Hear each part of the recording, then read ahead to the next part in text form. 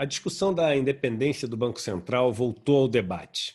Aliás, esse final de semana eu li uma matéria no jornal que dizia que na proposta agora, essa que vai ser votada nos próximos dias no Senado, o Banco Central passaria a ter também influência no mercado de trabalho e essa preocupação com o mercado de trabalho no Brasil, dando a entender que vai ajudar o país a gerar postos de trabalho e sair dessa situação de desemprego que deixa muita gente preocupada de hoje em dia. Vejam que não há nem criatividade.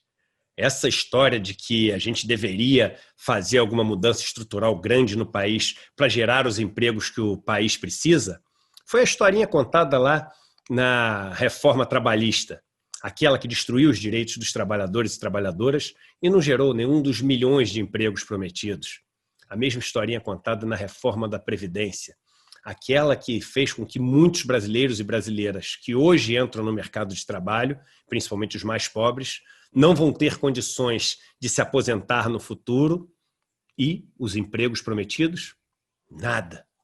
É a mesma desculpa que é utilizada para a reforma administrativa, essa que demoniza os servidores públicos, que diz que é necessário a gente privatizar, acabar com essas estatais que ocupam reservas de mercado, não permitindo que a competição aconteça.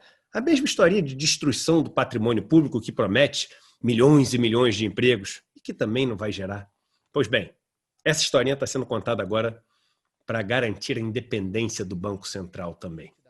Independência do Banco Central, uma instituição que ao longo das últimas décadas nunca deixou de tomar nenhuma das decisões que quis tomar, várias delas hoje a gente tem como ver bem erradas, que mantiveram a taxa de juros brasileira num patamar muito acima do que poderia ter sido mantida, endividando milhões de brasileiros mais pobres a taxas de juros que passavam os 100% ao ano, e fazendo com que um grupo muito pequeno de ricos tivessem construído fortunas bilionárias através daquilo que se chama no Brasil de rentismo, ou seja, produzir nada, deixar o dinheiro rendendo no banco a taxas altíssimas.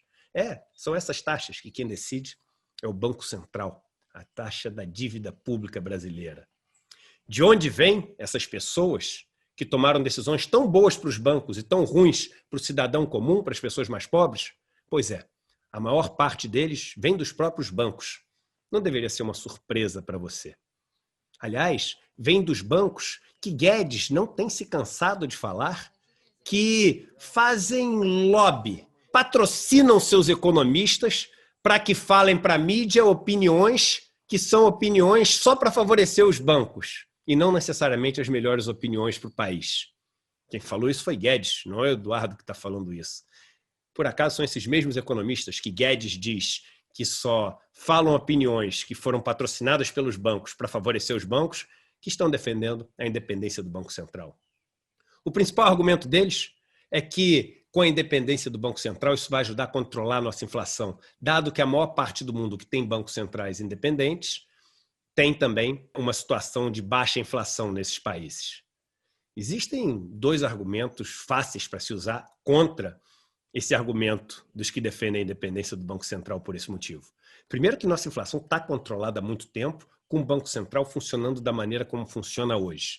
Então, a gente não deveria ver nenhum tipo de mudança gerando essa independência. O segundo é que você não pode fazer essa correlação de uma maneira tão simplista como essa, para não cair numa falácia que na economia a gente chama de cum hoc ergo propter hoc, ou correlation implies causation, ou a correlação quer dizer uma relação de causa e efeito. Não, existe uma correlação. A maior parte dos países que tem um Banco Central independente são essas economias grandes, né? E economias que têm esse sistema de Banco Central independente. Essas economias grandes, por acaso, também têm filmes que foram premiados no Oscar.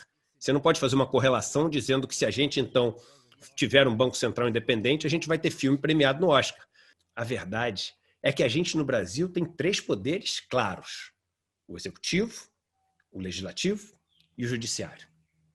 Quando você pega o executivo e o legislativo, são pessoas que literalmente têm o poder de decidir quem vive e quem morre, quem enriquece, quem empobrece, quem passa fome e quem vai ter oportunidade. Duro pensar dessa maneira, mas pelo menos pessoas eleitas. Tudo bem, num país onde a democracia é um tanto quanto falsa e não há a representatividade que deveria existir. Mas volto a dizer, pelo menos eleitas.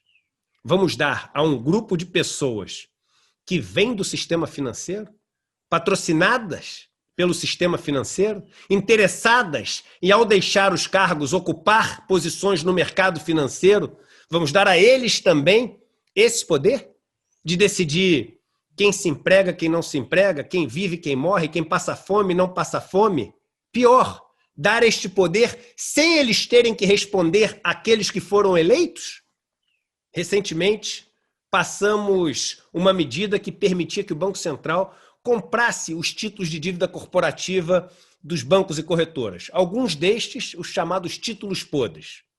E agora, uma medida que está sendo considerada para ser votada é uma medida que permite o Banco Central remunerar as sobras de caixa dos bancos diretamente, sem ser através das operações compromissadas. E veja bem, as duas medidas têm até um racional por trás. Podem até, em algumas situações, fazer sentido, mas podem também não fazer sentido nenhum. Se você compra um título podre por um preço fictício, um preço irreal, só para transferir prejuízo do banco para o Banco Central e nós bancarmos isso, ou remunerar a sobra de caixa dos bancos numa taxa absolutamente inconsequente, que vai gerar também um prejuízo enorme para os cofres públicos. Como a gente sabe que isso não vai acontecer?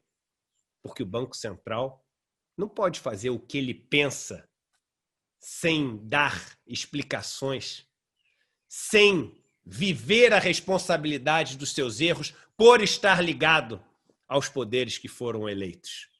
Vamos dar a eles agora essa independência total? Poder de destruir vidas, de acumular riquezas na mão daqueles que eles representam por terem vindo dos seus mundos, sem a necessidade e a responsabilidade de dar uma resposta para aqueles que foram eleitos?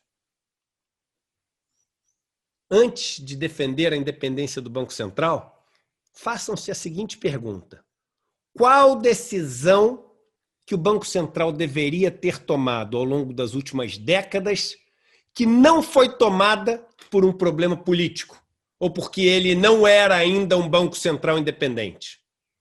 Você vai ver que a resposta é nenhuma. Nossa inflação já é baixa e controlada.